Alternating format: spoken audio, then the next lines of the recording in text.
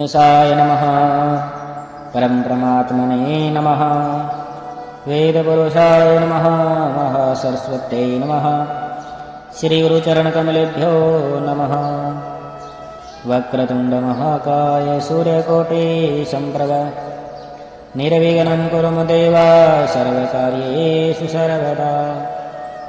सर्वमङ्गलमाङ्गल्ये शिवे सर्वार्थसाधिके शरणे त्र्यम्बिके गौरी नारायणे नमोऽस्तुते।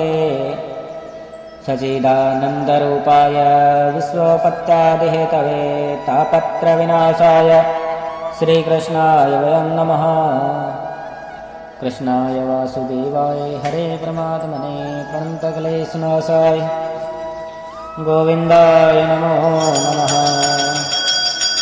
वन्दे देवयुमापतिं सुरगुरुं वन्दे जगत्कारणं वन्दे वनगभूषणं मृगधरं वन्दे वसूनापतिं वन्दे शूरसकाशुवहिनयनं वन्दे मुकुन्दं प्रियां वन्दे भक्तजनाश्रयं च वरदं वन्दे शिवशङ्करं।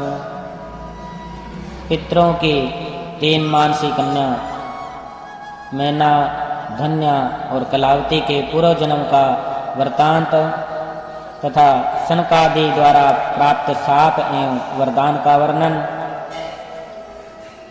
नारद जी बोले, हे महाप्राज्ञा, अब आदर पूर्वक मैना की उत्पत्ति का वर्णन कीजिए और शाप के भी विषय में बताइए। इस प्रकार मेरे संदेह को दूर कीजिए।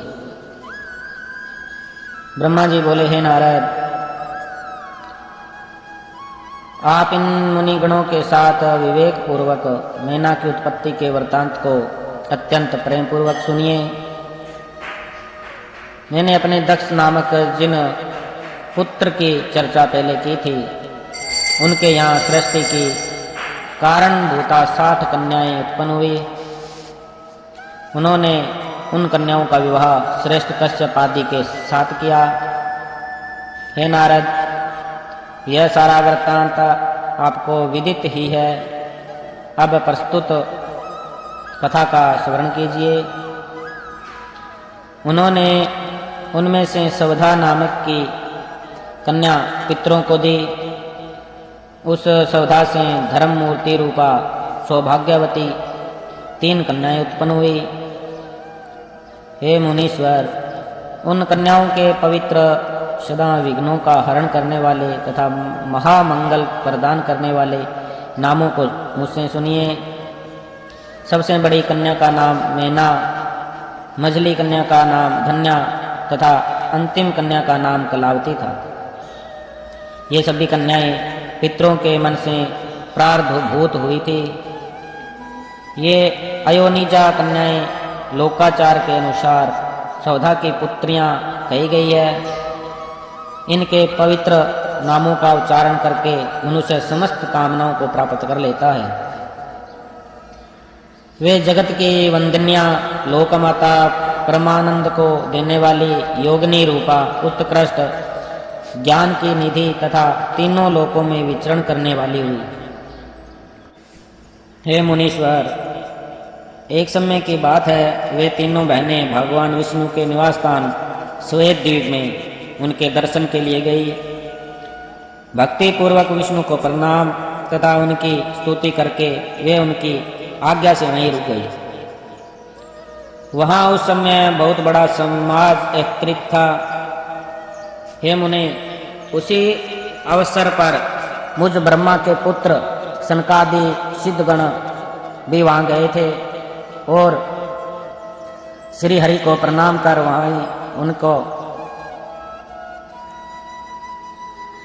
वहीं उनकी आज्ञा से बैठ गए।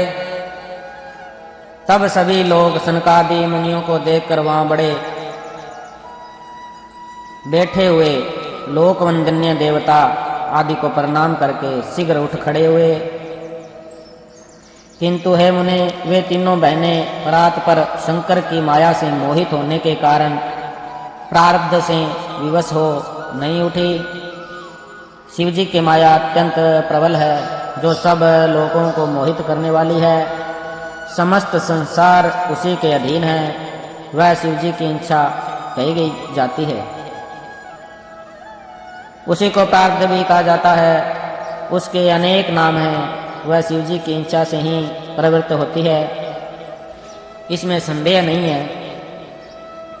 उसी शिव माया के अधीन होकर उन कन्याओं ने सनक आदि को प्रणाम नहीं किया, वे केवल उन्हें देखकर विस्मित हो उठी और बैठी रह गई। ज्ञानी होते हुए भी सनकादि मुनीश्वरों ने उनके उस प्रकार के व्यवहार को देखकर अत्यधिक असह्य क्रोध किया। तब शिव जी की इच्छा से मोहित हुए योगीश्वर सनत कुमार क्रोधित होकर दंडित करने वाला शाप देते हुए उनसे कहने लगे। सनत कुमार बोले, तुम तीनों बहनें पितरों की कन्या हो, तथापि मूर्ख, सद ज्ञान से रहित और वेद तत्व के ज्ञान से शून्य हो। अभिमान में भरी हुई तुम लोगों ने न तो हमारा अभ्युत्थान किया और न ही अभिवादन किया। तुम लोग नरक भाव से मोहित हो गई हो, अतः इस स्वर्ग से दूर चली जाओ। और अज्ञान से मोहित होने के कारण तुम तीनों मनुष्य की स्त्रियां बनो। इस प्रकार तुम लोग अपने कर्म के प्रभाव से इस प्रकार का फल प्राप्त करो। ब्रह्मा जी बोले, यह सुनकर वे साध्वी कन्याएं आश्चर्यचकित हो गई और उनके चरणों में गिरकर विनम्रता से सिर झुकाकर कहने लगी। पितृ कन्याएं बोली, हे मुनीश्वर, अब हम लोगों पर प्रसन्न हो जाइए। हम लोगों ने मूढ़ होने के कारण आपको श्रद्धा से प्रणाम नहीं किया। हे विप्र, अतः हम लोगों ने उसका फल पाया। हे महामुने, इसमें आपका दोष नहीं है। आप हम लोगों पर दया कीजिए, जिससे हम लोगों की पुनः स्वर्गलोक की प्राप्ति हो। ब्रह्मा जी बोले, हे तात। तब उनकी यह बात सुनकर प्रसन्नचित्त से वे मुनि शिव जी की माया से प्रेरित हो साप से उद्धार का उपाय करने लगे। सनत कुमार बोले, हे पितरों की तीनों कन्याओं, तुम लोग प्रसन्नचित होकर मेरी बात सुनो। यह तुम्हारे शोक का नाश करने वाली और सदा ही तुम्हें सुख प्रदान करने वाली है। तुम में से जो ज्येष्ठ है वह विष्णु के अंशभूत हिमालय गिरी की पत्नी होगी और पार्वती उसकी पुत्री होगी। योगिनी रूपा धन्या नामक दूसरी कन्या राजा जनक की पत्नी होगी। उसकी कन्या महालक्ष्मी होगी, जिनका नाम सीता होगा। सबसे छोटी कन्या कलावती वैश्य वृषभान की पत्नी होगी, जिसकी पुत्री के रूप में द्वापर के अंत में राधा जी प्रकट होगी। योगिनी मेनका पार्वती के वरदान से अपने पति के साथ उसी शरीर से परम पद कैलाश को जाएगी तथा यह धन्या जनक वंश में उत्पन्न जीवन मुक्त तथा महायोगी शीरध्वज को पति रूप में प्राप्त कर सीता को जन्म देगी तथा बैकुंठ धाम को जाएगी। वृषभान के साथ विवाह होने के कारण जीवन मुक्त कलावती भी अपनी कन्या के साथ गोलोक जाएगी, इसमें संशय नहीं है। इस संसार में बिना विपत्ति के किसी को कहाँ महत्व प्राप्त होगा। उत्तम कर्म करने वालों के दुख दूर हो जाने पर उन्हें दुर्लभ सुख प्राप्त होता है। तुम लोग पितरों की कन्याएं हो और स्वर्ग में विलास करने वाली हो। अब विष्णु का दर्शन हो जाने से तुम लोगों के कर्म का क्षय हो गया है। यह कहकर क्रोध रहित हुए मुनीश्वरों ने ज्ञान भोग तथा मोक्ष प्रदान करने वाले शिव जी का स्मरण करके पुनः कहा, हे पितृ कन्याओं, तुम लोग प्रीति पूर्वक मेरी दूसरी बात भी सुनो जो अत्यंत सुखदायक है। शिव जी में भक्ति रखने वाली तुम लोग सदा धन्य, मान्य और बार बार पूजन्य हो।